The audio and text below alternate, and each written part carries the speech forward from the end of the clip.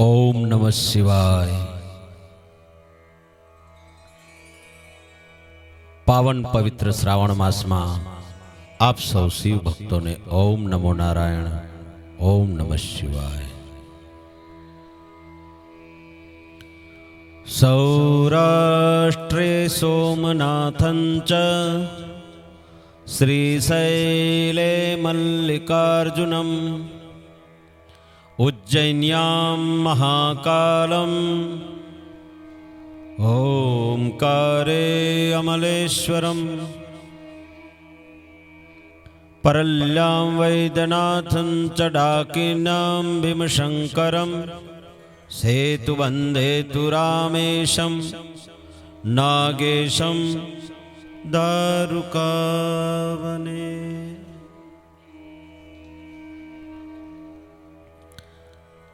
तो भगवान श्री नागेश्वर महादेव ना चरणों में वंदन, कोटि कोटि प्रणाम।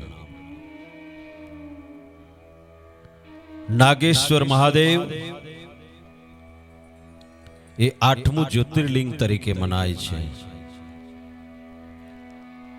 भगवान शिवना 12 ज्योतिर्लिंगों मानु एक ज्योतिर्लिंग छे।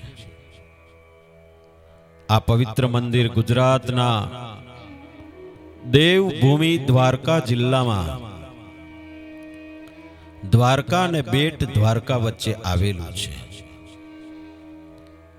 नागेश्वर नो अर्थ नागेश्वर अर्थात सापोना देव थाय छे अने आ मंदिर तमाम प्रकारना भय तथा झेर थी मुक्ति अपावनारू मानवामां आवे छे। अहीना स्थान विषे महत्व जोईए तो सौराष्ट्र में द्वारका थी आश्रे 70 किलोमीटर दूर आ धाम आवेलू छे। एनो महिमा जोईए तो 8मुं ज्योतिर्लिंग अहीं शिव पार्वती नाग नागणीना रूपे विराजमान छे। अहीं आवनार भक्तोने सर्पदोष अने अकाळ मृत्युना भयथी मुक्ति मळे छे। पौराणिक कथा जोवा जईए तो दारुक नामना राक्षस अने तेना त्रासथी भक्त सुप्रियनी रक्षा करवा शिवजी अहीं प्रगट थया हता। भगवान शिवजीए दारुकनो वध कर्यो अने भक्तोनी प्रार्थनाथी अहीं कायम माटे नागेश्वर तरीके विराजमान थया छे। तो आओ भगवान श्री नागेश्वर विषे टूक में एक नानी वार्ता के कथा सांभळीए। बोले श्री नागेश्वर महादेवनी जय।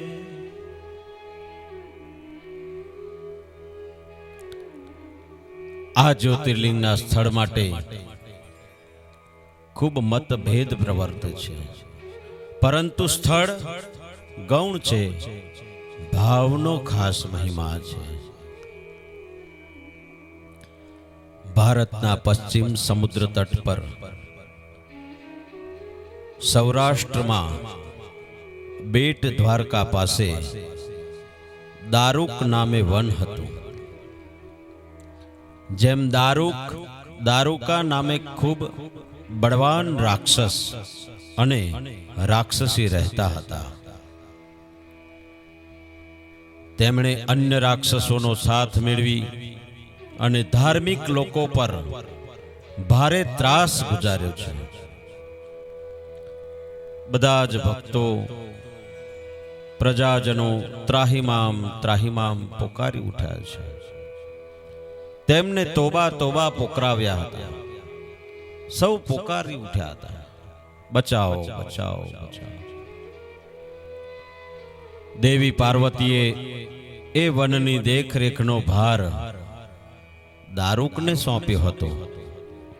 तेथी ते जोर जुलम करतो हतो ने बधाने रंजाड़तो हतो। आ राक्षसना त्रासथी पीड़ायेला लोकोए महर्षि औरवनी शरणे जई पोतानो दुख गायुं। त्यारे प्रतापी ऋषिए राक्षसोने शाप दीधो કે જો તમે પૃથ્વી પર પ્રાણી હિંસા કરશો કે યજ્ઞનો ભંગ કરશો તો તે જ ક્ષણે તમારો નાશ થશે. આવો અર્વની ઋષિએ શાપ આપ્યો રાક્ષસો. તે પછી દેવોએ દારૂક રાક્ષસ પર ચડાઈ કરી, ત્યારે શાપવશ રાક્ષસો તેમને મારી શકતા નહોતા.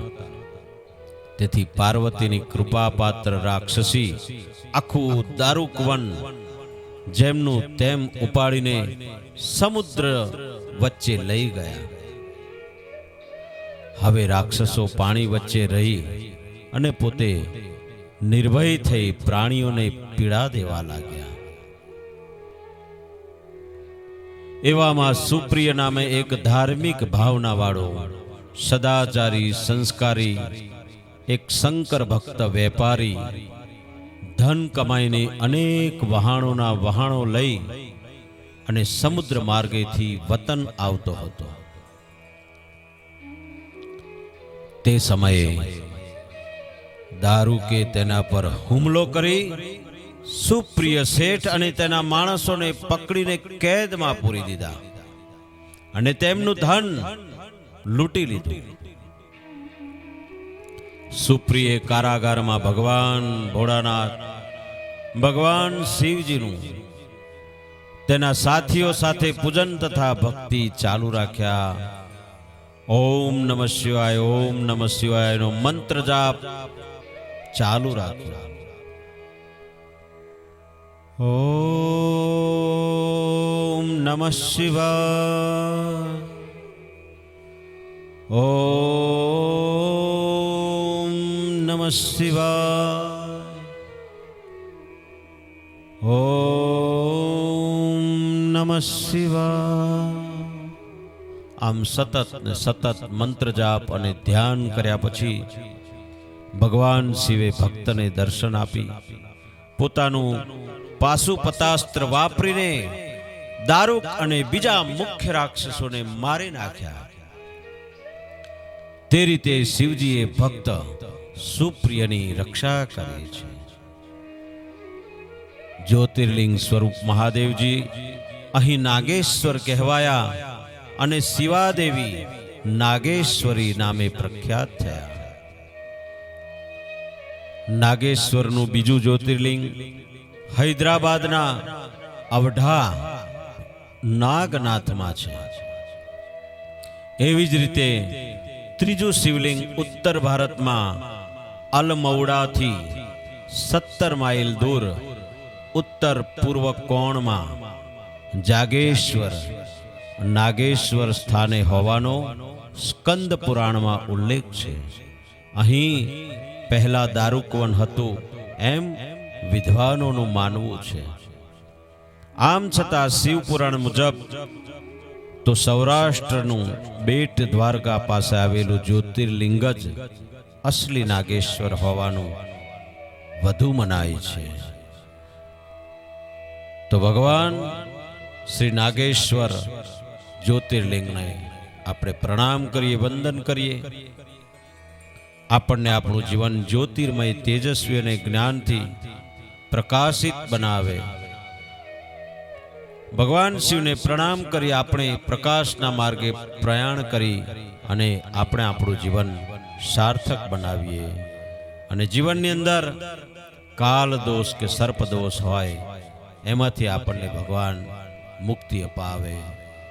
બસ આજ કથા વાર્તા જો આપણને ગમી હોય તો આપણે આપણા શિવ ભક્તોને શેર કરીએ, શિવ ભક્તો સુધી પહોંચાડીએ. અસ્તુ. ઓમ નમઃ શિવાય, ઓમ નમો નારાયણ, ઓમ નમઃ પાર્વતી વતય, હર હર મહાદેવ હર. બોલે શ્રી નાગેશ્વર મહાદેવની જય. ઓમ નમઃ શિવાય.